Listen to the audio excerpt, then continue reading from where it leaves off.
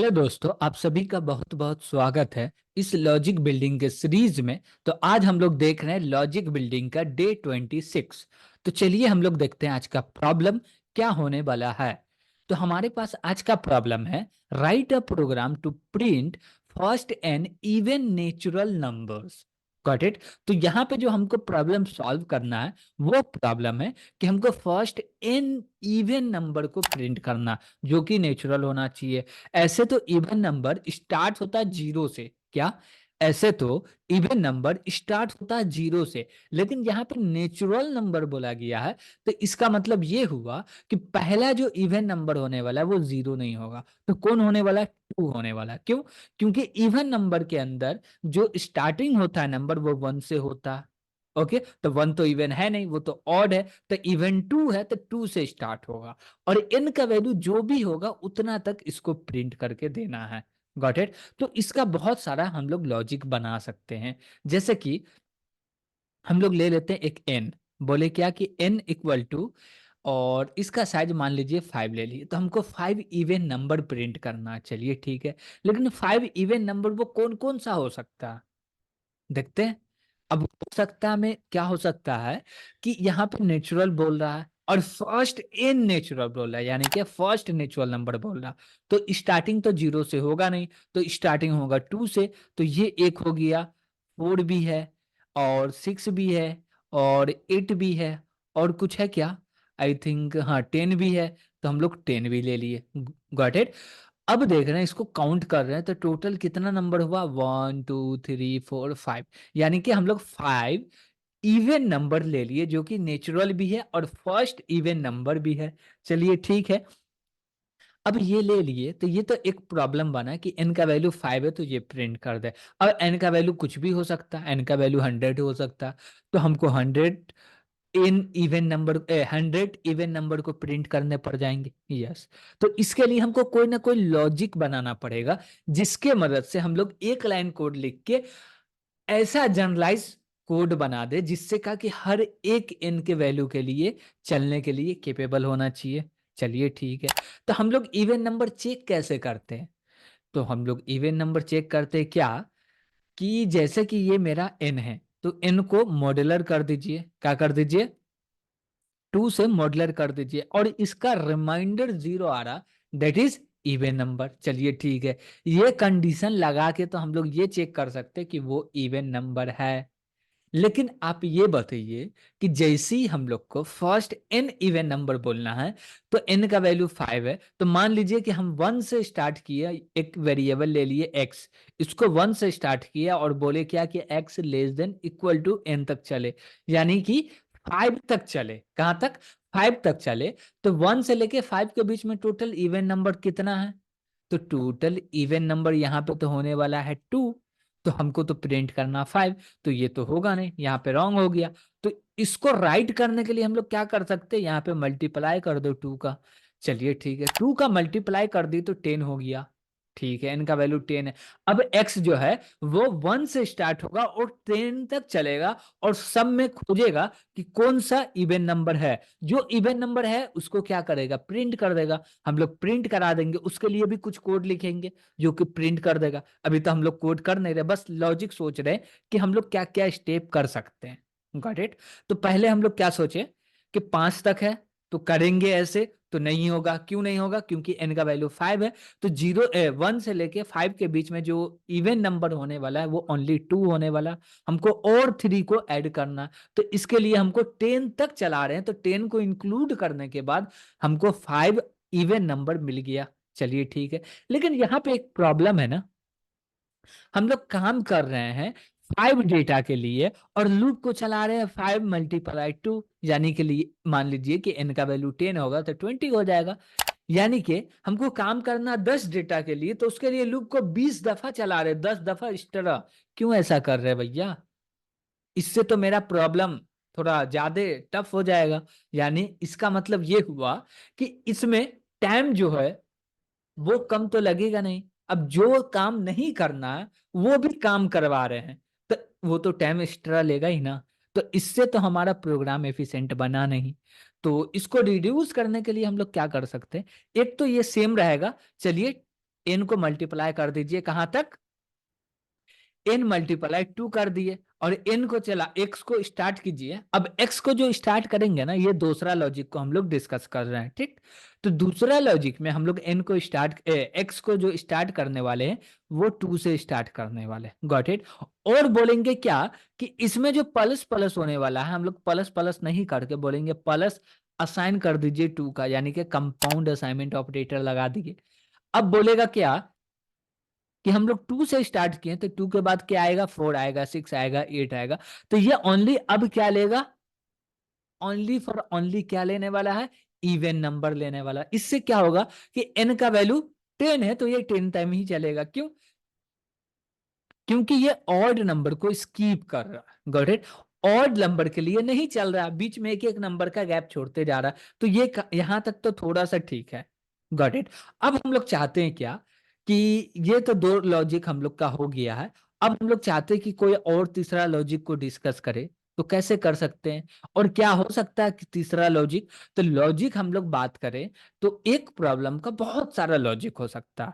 अभी तो हम लोग 2 ही 3 डिस्कस कर सकते हैं, और डिस्कस करने के लिए बैठे तो बहुत सारा हो सकता है, लेकिन सब करना जरूरी नहीं है। समय के साथ आपको सब लॉजिक क्लिक करने लगेगा, गॉट इट। तो और तीसरा लॉजिक क्या हो सकता है, हम लोग चाहे तो हम लोग बोले क्या कि n को तो भैया 10 तक ही चलाओ, n का वैल्यू सॉरी x का वैल्यू 1 से स्टार्ट करो और n तक चलाओ। n का वैल्यू क्या है, 10 है, तो 10 तक ही चलेगा x का वैल्यू, गॉट इट। चलिए ठीक है, यहां तक तो हो गया। इसका मतलब क्या आया कि n का वैल्यू 5 है, तो 1 से स्टार्ट होगा, x 1 से स्टार्ट होगा, और कॉमा बोलेगा 2 3 फिर 4 फिर कॉमा बोलेगा 5, यानी कि ये 5 तक चलेगा, ठीक है।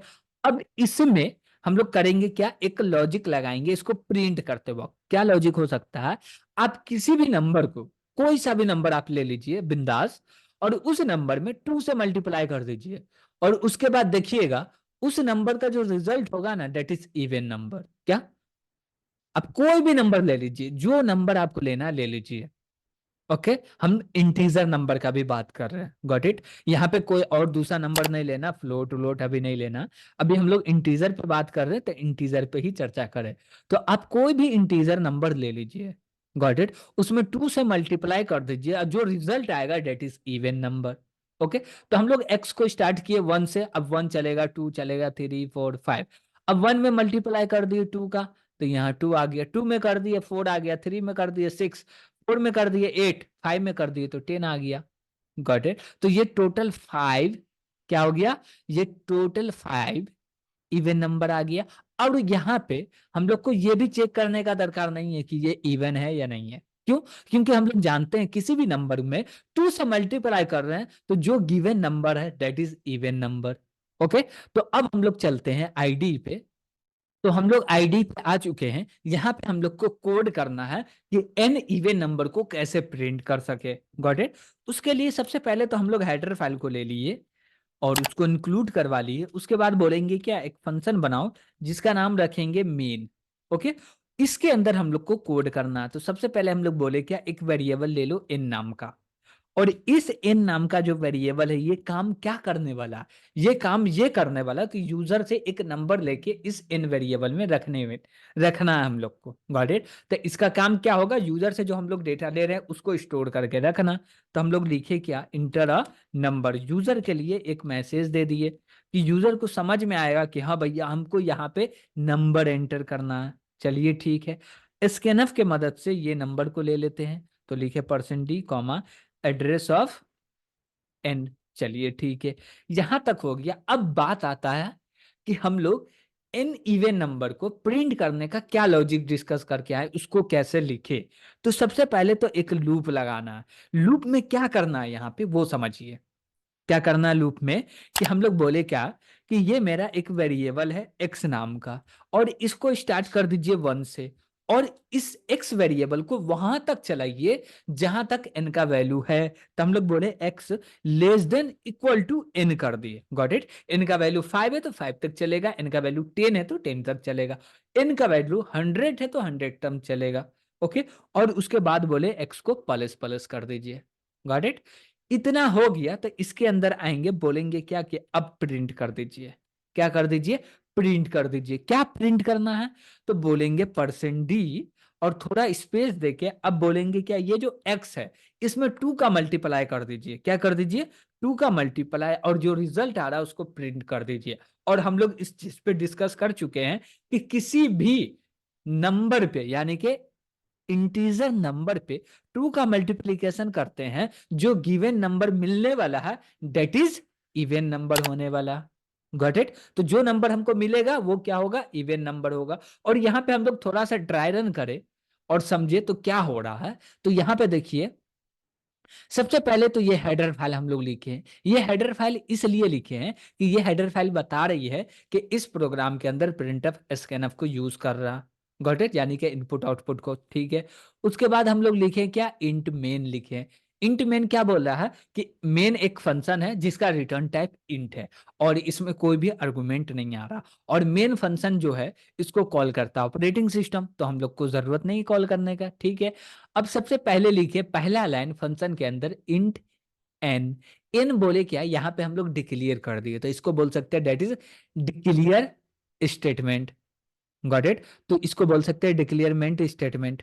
अब ये स्टेटमेंट से क्या हुआ कि हम लोग एक वेरिएबल को डिक्लेयर कर दिया। अब एन वेरिएबल कंपाइल टाइम पे डिक्लेयर होगा और वहां पे ये तय हो जाएगा कि ये एन वेरिएबल कब तक एग्जिस्ट करेगा प्रोग्राम में, इसको कितना मेमोरी मिलने वाला, उस मेमोरी को कहाँ कब फ्री किया जाएगा, प्लस में इस वेरिएबल को कहाँ कहाँ एक्सेस कर सकते हैं, ये सारा चीज कंपाइल टाइम पे डिक्लेयर हो जाएगा। उसके बाद हम लोग लिखे क्या? प्रिंटफ। तो जैसे रन होगा तो ये प्रिंटफ इज अ फंक्शन, तो ये कॉल होगा तो प्रिंट हो जाएगा क्या? Inter a number. और ये जैसे ही कॉल हुआ इसके बाद लाइन नंबर 7 चलेगा। तो लाइन नंबर 7 चला तो यहाँ पे बोलेगा क्या कि ये तो बोल रहा है इंटर अ नंबर, तो यूजर समझ जाएगा हमको नंबर देना है। तो नंबर देने का जो ऑप्शन आता है ये तो दिखा रहा है, लेकिन ऑप्शन यानी कि ब्लिंक कर रहा है या कोई नंबर लेने के लिए खड़ा है, वो है स्कैनफ। और स्कैनफ नंबर लेके रख देगा एन वेरिएबल में। Got it? और यहाँ पे हम लोग इनका एड्रेस पास किए। क्या पास किए हैं? इनका एड्रेस। चलिए ठीक है, अब आते हैं हम लोग लाइन नंबर 8 पे। तो लाइन नंबर 8 में आते हैं पैरेंथेसिस के अंदर फॉर लूप में। तो हम लोग बोले क्या? एक वेरिएबल क्रिएट कर दो। तो यहाँ पे भी एक वेरिएबल क्रिएट हुआ और ये वेरिएबल क्रिएट हुआ, इसका भी हर चीज डिसाइड हो गया होगा कंपाइल टाइम पे, और इसके अंदर 1 इनिशियलाइज हो गया। चलिए ठीक है, अब बोल रहे हैं कि n का वैल्यू मान लीजिए यहाँ पे हम लोग बोले क्या कि ये मेरा n है, तो n का वैल्यू अभी बोले क्या कि 2 ले लिए। क्या बोले? n का वैल्यू 2 है। चलिए ठीक है, तो अब यहाँ पे हम बोले क्या कि चेक कीजिए x जो है वो n से बड़ा तो नहीं ना है, छोटा या बराबर है, तो ट्रू है।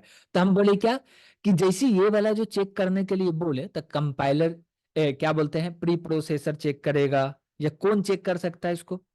तो जो अर्थमेटिक ऑपरेशन को परफॉर्म करता है वो चेक करेगा। तो अर्थमेटिक ऑपरेशन को कौन परफॉर्म करता है? एएलयू। तो एएलयू क्या करेगा? इसको चेक करेगा और चेक करके ये देखेगा कि ये जो है एक्स जो है वो क्या होना चाहिए, छोटा या इनके बराबर होना चाहिए। तो एक्स का वैल्यू 1 है, तो ये कंडीशन ट्रू हुआ। और जैसे ये कंडीशन ट्रू हुआ तो इसका ब्लॉक के अंदर कंट्रोल जाएगा। तो इस ब्लॉक के अंदर कंट्रोल आया, प्रिंटफ चलेगा। तो एक्स का वैल्यू 1 है, 1 में 2 से मल्टीप्लाई करके प्रिंट करके स्पेस दे देगा। ठीक, और इसके बाद इसमें कोई भी लाइन नहीं है, तो अब जाएगा यहाँ पे x प्लस प्लस होगा। तो अब x का वैल्यू क्या हो गया? 2 हो गया। अब फिर चेक कर रहा है x less than equal to n है क्या? हाँ है भैया। तो कंडीशन फिर ट्रू हुआ, और जैसे ये कंडीशन ट्रू हो गया तो फिर नीचे आया। ओके, लाइन नंबर 9 पे आया, फिर प्रिंट कर दिया। अब इसके नीचे कुछ भी नहीं है, तो नीचे में तो प्रिंट किया 4। चलिए ठीक है, उसके बाद फिर गया ऊपर x प्लस प्लस हुआ, अब x का वैल्यू 3 हो गया। अब बोला क्या? x less than equal to n, condition true या फॉल्स? तो यहाँ पे तो कंडीशन फॉल्स हो गया। क्यों? क्योंकि x बड़ा हो गया, और जैसे ये कंडीशन फॉल्स हुआ ये लूप एंड हो जाएगा। और ये लूप एंड हो गया तो हम लोग क्या बोलेंगे? जैसे लूप से बाहर निकले बोल दिया रिटर्न 0। Got it? बस इतना ही करना, ये पूरे के पूरे प्रोग्राम बन के रेडी, और हम लोग इसको ड्राई रन करके भी देख लिए। अब चलते हैं इसको रन कर लेते हैं, और यूजर से कोई नंबर लेके हम लोग उसका इवन नंबर को प्रिंट भी कर देते हैं। तो जैसे हम लोग एक नंबर ले लेते हैं, क्या 10 ले लिए, तो हम लोग चाहते हैं 10 फर्स्ट नेचुरल इवन नंबर को प्रिंट कर दो। तो एंटर किए तो स्टार्ट कहाँ से हुआ, 2468 डॉट डॉट डॉट डॉट 20 तक चला गया। Got it. आप चाहे तो हम लोग 3 लॉजिक को डिस्कस किए, आप तीनों लॉजिक को इम्प्लीमेंट कर सकते हैं यहाँ पे। Got it. तो आज के लिए इतना ही। Thank you.